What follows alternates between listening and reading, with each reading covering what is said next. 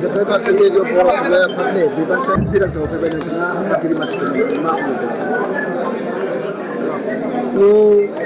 आफादगिरि मोननानै आङो जोंनि क'क्राझार जिल्ला बड' साहित्य सभा आरो गासै आंनि जानानै भट होगिरि आरो भट होग्राखौल' नङा बर' थुनलाइ आफादनि गासैबो जिल्ला आरो बेवहाय नुजाफैनाय जोंनि जा आंनि मोजां लुबैग्रा बिथांमोननो आङो आंनि गोसो गोरबोनि साबायखरखौ आङो जासिहरग्रोबाय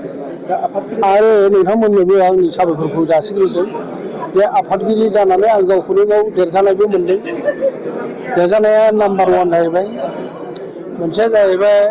भट जालायनायखाय आङो एसे जाफेरै जारिमिन जानाय हिसाबै बर' थुनलाइ आफादाव एसे गोसोखौबो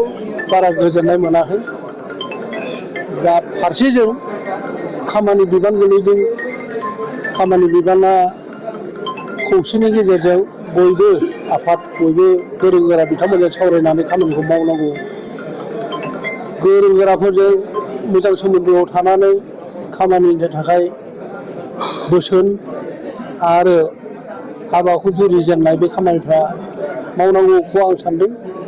आरो बे समाव जोंनि गेजेराव बेले बेजेया दङ हिसाबै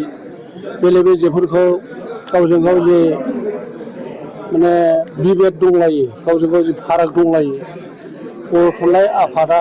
बेखौ मावबोनांगौ आरो बे खामानिखौनो आंबो मावगोन आरो बर' थुनलाइ आफादनि जोनोमनि जारिमिनानो बेनोखा बर'फ्रा गोदोनिफ्रायनो गावस्रा गावस्रि धोरोमाव आरो राजखान्थियाव बायदिसिना समाजनि नियम खानुनफ्रा